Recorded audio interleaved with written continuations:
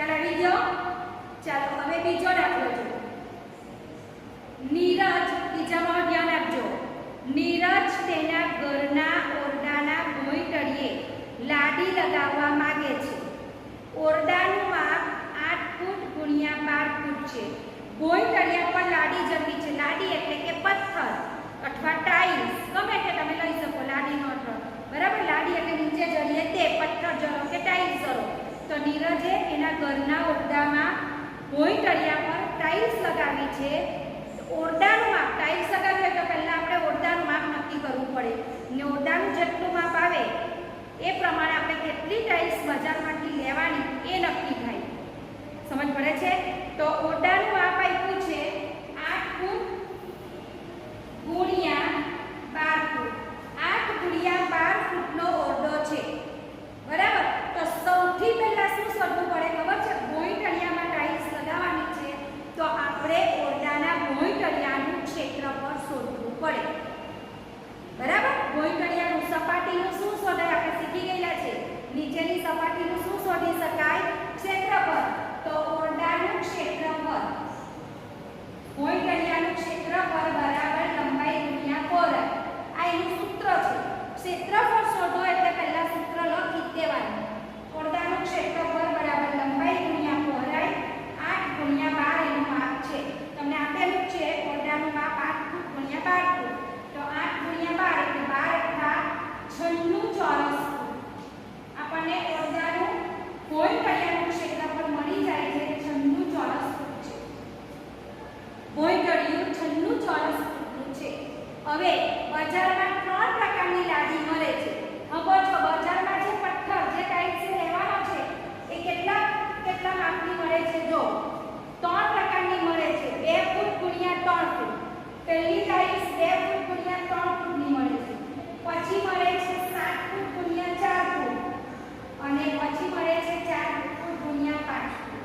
હવે જુઓ, આ 3 પ્રકારની લાદીમાંથી એણે કયા પ્રકારની લાદી ખરીદવી જોઈએ કે જેથી એક પણ લાદીને કાપવી નહીં પડે. કાપીએ તો આપણને વેસ્ટેજ જાય ને વેસ્ટેજ જાય એટલે આપણને ખર્ચ જાય. જેટલી ટાઇલ્સ ઓછી કપાય એટલું સારું. બરાબર છે? આપણે કંઈ પણ વસ્તુ ખરીદીએ તો આપણે એવી વસ્તુ ખરીદીએ, હવે ટાઇલ્સ ખરીદવા છે તો એવી પસંદ કરીએ કે જેથી કાપકૂપ કરવાનું ઓછું આવે. જે આખી બેસાડાઈ જતી હોય તો આપણને ફાયદો થાય ને જ્યાં કાપીને બેસાડતી હોય ત્યાં વળી ટુકડા પડે ને એ ટુકડા પડેલા એટલે નકામા જાય. બરાબર છે? તો હવે નીરજ શું કરે છે? બજારમાં આટલા માપની મળે છે. 2 ગુણ્યા 3 ફૂટની હો ટાઇલ્સ છે, 7 ગુણ્યા 4 ફૂટની હો છે અને 4 ગુણ્યા 5 ફૂટની હો છે. તો હવે એ કઈ ટાઇલ્સ ખરીદે તો એને કાયપા વગર લગાવી દેવી પડે. તો જો એના ઓરડાનું ક્ષેત્રફળ છે 96 ચોરસ ફૂટ. 3 લાદી પસંદ કરી છે. હવે 3નું ક્ષેત્રફળ શોધી કાઢવાનું. લાદીનું ક્ષેત્રફળ શોધવાનું અને ઓરડાનું ક્ષેત્રફળ શોધવાનું. પછી બંનેના ભાગાકાર કરવાનો. જેમાં વિશેષ ભાગાકાર થાય તે લાદી એને પસંદ કરવી જોઈએ કે જેથી કોઈ જગ્યાએ કાપવાનો વારો આવે નહીં. સમજ પડે છે? જો તો આ લાદીનું ક્ષેત્રફળ શોધવું હોય તો પહેલા એનું સૂત્ર લખવાનું. લાદીનું ક્ષેત્રફળ બરાબર લંબાઈ ગુણ્યા પહોળાઈ. આ જ સૂત્ર આવશે. તો લાદીનું માપ છે 2 ગુણ્યા 3. તો 2 × 6. પહેલી લાદી જે છે આ એનું ક્ષેત્રફળ આવ્યું 6 ચોરસ ફૂટ. 3 × 6. બીજી લાદીનું ક્ષેત્રફળ હવે તમે મોડે કહી શકશો. 7 × 28 ચોરસ ફૂટ. બરાબર? પહેલી લાદીનું 3 × 6. લાદીનું ક્ષેત્રફળ શોધવા માટે પણ લંબાઈ ગુણ્યા પહોળાઈ જ કરવાનું. તો પહેલીનું છે 3 × 6, બીજીનું ક્ષેત્રફળ છે 7 × 28 અને ત્રીજી લાદીનું ક્ષેત્રફળ છે 4 × 5 = 20. એટલે 20. 3 લાદીનું ક્ષેત્રફળ મળી ગયું. ઓરડાનું ક્ષેત્રફળ 96 ચોરસ ફૂટ છે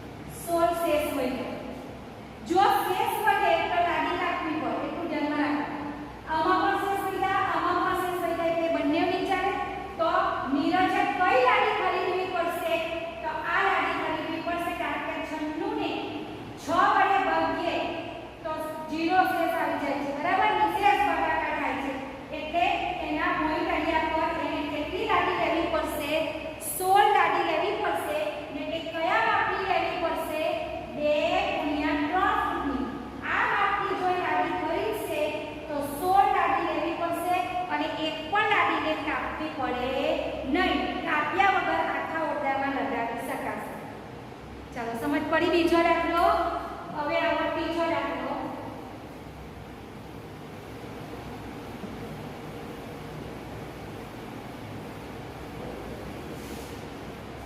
દાખલા નંબર 3 જો જગદીશભાઈના રસોડાના ભોંય તળિયાનું માપ 300 સેમી × 200 સેમી છે તેમાં તેમણે 20 સેમી લંબાઈની ચોરસ ટાઇલ્સ લગાડવી હોય તો કેટલી ટાઇલ્સ જોઈશે હવે ધ્યાનમાં રાખો ભોંય તળિયાનું માપ આવે એટલે પહેલા ભોંય તળિયાનું ક્ષેત્રફળ શોધી કાઢવાનું અને પછી એમાં જો લાડી જરવાની હોય તો લાડીનું ક્ષેત્રફળ શોધી કાઢવાનું બંનેનું જે ક્ષેત્રફળ આવે તેનો ભાગાકાર કરી નાખવાનો એટલે કેટલી લાડી જોઈએ તે ખબર પડી જાય સમજ પડી ગઈ આ દાખલા ખાસ ધ્યાનમાં રાખજો પરીક્ષામાં પૂછાય છે જો રસોડાના ભોંય તળિયાનું માપ છે 300 સેમી × 200 સેમી તો આપણે ભોંય તળિયાનું પહેલા ક્ષેત્રફળ શોધી કાઢવાનું ભોંય તળિયાનું ક્ષેત્રફળ બરાબર લંબાઈ ગુણ્યા પહોળાઈ કારણ કે એમાં માપ આપેલું છે 300 × 200 માપ પરથી આપણને અંદાજ આવી જાય કે આ લંબચોરસ છે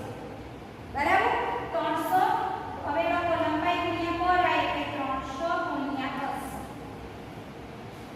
પહેલા ભોંય તળિયાનું ક્ષેત્રફળ શોધો પછી જે લાડીનું માપ આપ્યું છે તેનું શોધો પછી એ બંનેનો ભાગાકાર કરો એટલે કેટલી ટાઇલ્સ જોઈએ તે મળી જાય તો 300 × 200 આનો ગુણાકાર તમારે કરવાની બેસવાનો આ એકદમ ઈઝી છે કઈ રીતે જુઓ 3 2 6 થઈ ગયું 3 2 6 પછી આ બે શૂન્ય અને આ બંને શૂન્ય જવાબ પર મૂકી દો જવાબ આવી ગયો તમે જો ગુણાકાર કરવા બેસો તો ભૂલ પડશે આવો ગુણાકાર આવે ને તો આ જ રીતે કરવાનો 3 2 6 અને જેટલા શૂન્ય બાકી છે ચારે ચાર શૂન્ય મૂકી દીધા હવે આ સંખ્યાને વાંચવી હોય તો 60000 ચોરસ ક્ષેત્રફળનો એકમ આપણે આગળ ચોરસ લગાવવાનો ને પાછળ જુઓ 300 અને 200 ની પાછળ શું છે સેમી તો ચોરસ સેમી સેમી હોય તો સેમી આની પાછળ મીટર હોય તો મીટર ફૂટ હોય તો ફૂટ જે આપેલું હોય તે અહીંયા આગળ ચોરસ લખી દેવાનું 60000 ચોરસ સેમી ભોંય તળિયાનું ક્ષેત્રફળ આવી ગયું બરાબર આ ભોંય તળિયાનું ક્ષેત્રફળ થઈ ગયું હવે લાડીનું જો તેમાં તેમણે 20 સેમી લંબાઈની ચોરસ ટાઇલ્સ લગાવી છે હવે સાંભળજો ટાઇલ્સનું ક્ષેત્રફળ શોધતા પહેલા એ ચોરસ છે કે લંબચોરસ તે નક્કી કરવાનું તો આમાં તમને 20 સેમી એક જ માપ આપ્યું છે જો એક જ માપ આપે ને તો યાદ રાખવાની કે વસ્તુ ચોરસ જ હોય લંબાઈ જ એટલી ચોરસમાં બધી બાજુ સરખી જ હોય ને આમાં પાછું ચોરસ શબ્દ પણ આપ્યો છે કે ચોરસ ટાઇલ્સ લગાવી છે તો હવે આપણે ચોરસનું ક્ષેત્રફળ ટાઇલ્સ ચોરસ છે ને માટે ટાઇલ્સનું ક્ષેત્રફળ બરાબર લંબાઈ ગુણ્યા લંબાઈ કેમ લંબાઈ ગુણ્યા લંબાઈ કારણ કે ટાઇલ્સ ચોરસ છે ચોરસના ક્ષેત્રફળમાં પહોળાઈ નહીં આવે લંબાઈ ગુણ્યા લંબાઈ તો ટાઇલ્સની લંબાઈ છે 20 તો 20 ગુણ્યા 20 બરાબર 20 ગુણ્યા 20 હવે આ ગુણાકાર પણ આ રીતે કરો 2 2 વાર 4 4 ની ઉપર આ શૂન્ય અને આ શૂન્ય બંને શૂન્ય મૂકી દીધા એની પાછળ સેમી છે માટે આપણે ચોરસ સેમી લખી દેવાનું ચોરસ સેમી ટાઇલ્સનું ક્ષેત્રફળ જો ખ્યાલ આવે છે કે તમને પહેલા મેં ભોંય તળિયાનું ક્ષેત્રફળ શોધ્યું ભોંય તળિયું લંબચોરસને માટે લંબાઈ ગુણ્યા પહોળાઈ કરી અને આ ક્ષેત્રફળ આવી ગયું પછી મેં ટાઇલ્સનું ક્ષેત્રફળ શોધ્યું ટાઇલ્સ ચોરસ આપી છે એટલે લંબાઈ ગુણ્યા લંબાઈ ચોરસમાં પહોળાઈ નહીં આવે લંબાઈ ગુણ્યા લંબાઈ અને આ 400 એ ટાઇલ્સનું ક્ષેત્રફળ કોઈ બી ક્ષેત્રફળનો દાખલો ગણો તેનો જે જવાબ આવે એમાં સેમી હોય તો આગળ ચોરસ શબ્દ મૂકવાનો મીટર હોય તો આગળ ચોરસ મૂકવાનો જે એકમ આપ્યો હોય તે એની આગળ કયો શબ્દ લગાવી દેવાનો ચો એટલે ચોરસ 60000 ચોરસ સેમી આ 400 ચોરસ સેમી ચાલો બંનેનું ક્ષેત્રફળ મળી ગયું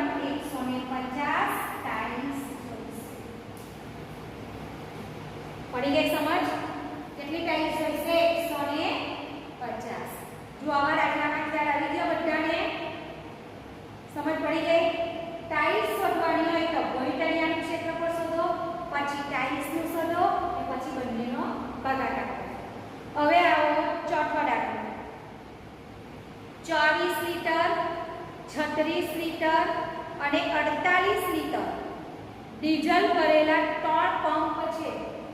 ધ્યાન આપજો.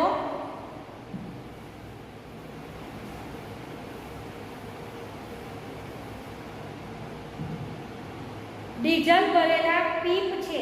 એક પીપમાં 24 લીટર ભર્યું છે. ધ્યાન આપજો. 24 લીટરનું પીપ છે, પછી 36 લીટર ભરેલું છે અને 48 લીટર ભરેલું છે. તો 24 લીટર, 36 લીટર અને 48 લીટર ડીઝલ ભરેલા 3 પીપ છે. તો સૌથી મોટા એવા માપનું કેન શોધો કે જેથી ત્રણેય પીપના ડીઝલને ચોક્કસ ગણાથી માપી શકે. સમજો, એક પીપમાં 24 લીટર, બીજા પીપમાં 36 લીટર, ત્રીજા પીપમાં 48 લીટર ડીઝલ ભરેલું છે.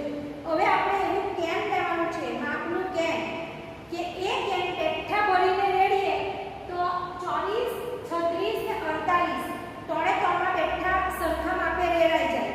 તો કયું માપનું આપણે કેન લઈએ તો ફક્ત કેનથી ડાયરેક્ટ ભરી જ દેવાના રહે.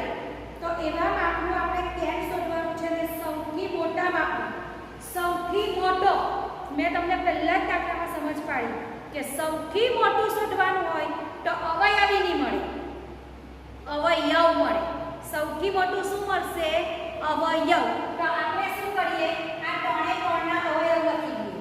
તેમાં જે સૌથી મોટો અવયવ આવે સામાન્યમાં, સમજો, જે સૌથી મોટો સામાન્ય અવયવ આવે તે માપનું આપણે કેન લઈ લેવાનું કે જેથી બધામાં ખાલી પેઠું રેડી દેવાથી ભરાઈ જાય. ખ્યાલ આવે છે? તો ચાલો 24 ના અવયવ લખીએ. 1, 2, 3, 4, 6, 8, 12 અને 24. આ કઈ રીતે લખ્યા તમને ખ્યાલ આવે છે? જો 24 × 24, 12 × 24, 8 × 24, 6 × 24 ની જોડ તમે બનાવેલા જ છે. અવયવ તો બધાના પાડેલા છે બરાબર. આગળના દાખલામાં છે તો આ બધા અવયવ 24 ના આવી ગયા. હવે અવયવ પાડો 36 ના. તો 1, 2, 3, 4, 6, 9, 12, 18 અને 36. જો 36 એક 36, 18 × 36, 12 × 36, 9 × 36 અને 6 × 36. બે વાર 6 આવે તો આપણે એક જ વાર લખવાનું. આ બધા 24 ના અવયવ, આ બધા 36 ના અવયવ. હવે કોના અવયવ પાડીએ? 48 ના. તો 1, 2, 3, 4, 6, 8 બરાબર. પછી 12, 16, 24 અને 48. 48 એક 48, 24 દુ 48, 16 ટાલી 48, 12 ચોક 48 અને 8 છક 48. થઈ ગયા જોડ ના બધા અવયવ. ચાલો હવે આમાંથી આપણે મોટામાં મોટું પૂછ્યું છે ને એટલે પહેલા બધાના સામાન્ય કરવાનું. તો આ એક સામાન્ય, આ 2, 3, 4, 6. જો આ બધા સામાન્ય નીકળે છે. 8 નથી, 12. બસ આ બધાના જે સામાન્ય કર્યા 1, 2, 3, 4, 6 અને 12. એમાં સૌથી મોટો કયો છે સામાન્ય અવયવ? તો કે 12. એટલે એનો મતલબ એવો થયો કે સૌથી મોટો 12 છે. 12 વડે આ બધાને ભાગી શકાય. આ બધા અવયવ વડે આ સંખ્યાને ભાગી શકાય. પણ આમાં આપણે એવું પૂછ્યું છે કે જો સૌથી મોટું કેન કઈ લેવાનું. તો જો 2 લીટરની કેન લઈએ તો પણ ભરાય, 3 લીટરની કેન લઈએ તો પણ ભરાય, 4 લીટરની પણ ભરાય, 6 લીટરની પણ ભરાય અને 12 થી પણ ભરાય. એમાં આપણે 12 કેમ લઈએ છીએ? કારણ કે 12 એ સૌથી મોટો સામાન્ય અવયવ છે. મેં તમને દાખલામાં પૂછ્યું છે કે સૌથી મોટો સામાન્ય સૌથી મોટું કયું માપનું કેન લઈ શકાય. તો સૌથી મોટું લેવા માટે આપણે કયો લેવો પડે? 12. તો 12 લીટરનું કેન લે તો જો 12 × 24 થાય. 12 લીટરનું લે તો આમાં 2 રેડાય, આમાં 3 રેડાય અને આમાં 4 રેડાય. કઈ રીતે? તો કે 12 × 24, 12 તારી 36 અને 12 ચોક પડી? આમ તો આ બધા માપના કેન પણ ચાલે, જેટલા સામાન્ય અવયવ હોય એ બધા કેન ચાલે, પણ આપણને પૂછ્યો છે સૌથી મોટું કેન, તો સૌથી મોટું કેન 12 લીટરનું લેવાનું. તો આ બધામાં સરખા માપથી ચોક્કસ ગણાથી રેડી શકાય. 12 નું લઈએ તો આમાં તો 2 જ કેન લેવો એટલે 24 થઈ જાય. આમાં 3 કેન લેવા પડે, 12 12 ના 3 ને આમાં 12 12 ના 4. હવે આવો પાંચમો દાખલો. બીના, લીના અને સીમા એકબીજાની નજીકમાં રહે છે. તેઓના ઘરથી રસ્તો 20 ફૂટના અંતરે છે. સાંભળજો, બીના, લીના અને સીમા નજીક જ રહે છે.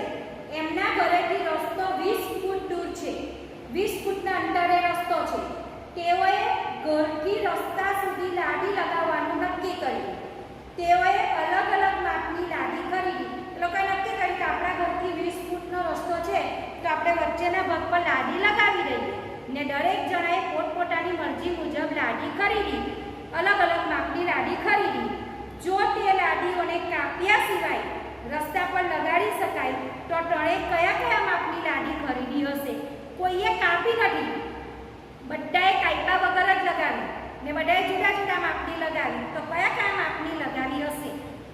જો આવું પૂછાય તો રસ્તો કેટલા ફૂટનો છે? 20 ફૂટનો. બરાબર છે. તો 20 ના અવયવ શોધી કાઢવાના. 20 ના અવયવો શોધીએ આપણે તો આપણને લાદી કેટલા કેટલા માપની લીધી હશે તે ખબર પડી જાય. ચાલો 20 ના અવયવો લખો.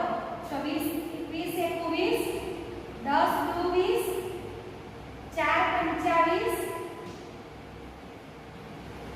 અહીંયા જો 1 2 4 5 10 અને 20. આ 20 ના અવયવો આવી ગયા.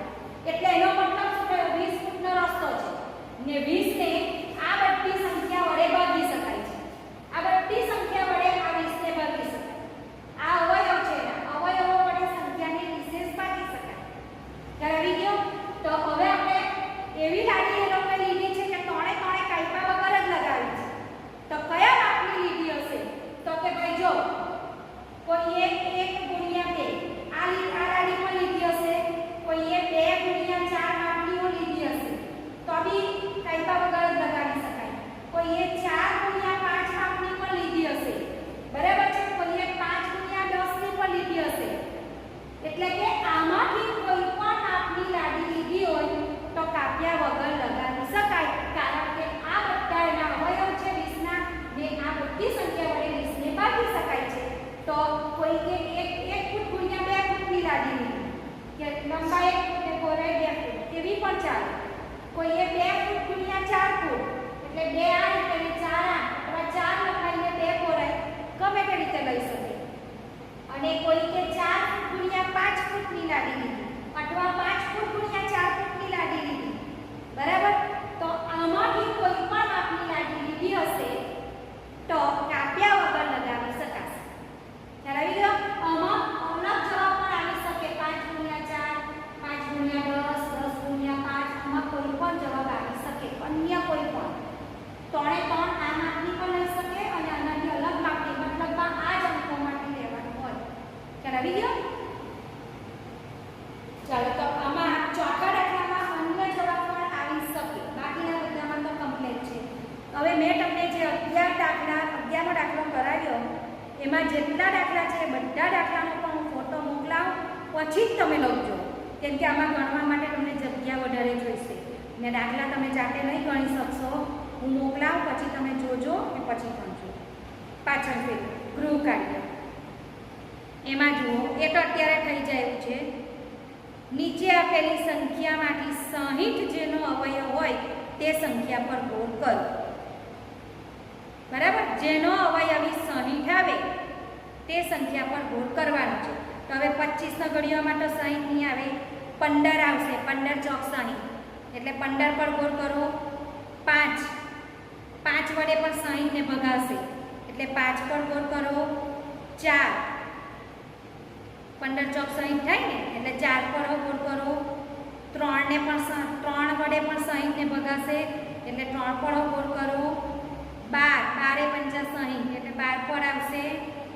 ત્યાર પછી 6 10 વાર 60 એટલે 6 તારી 60 એટલે 20, 2 30 દુ 60 એટલે 2 પણ આવશે, 30 પણ આવશે, આગળ આવો 10, 10 6 વાર 60 અને છેલ્લો 60 એકું 60.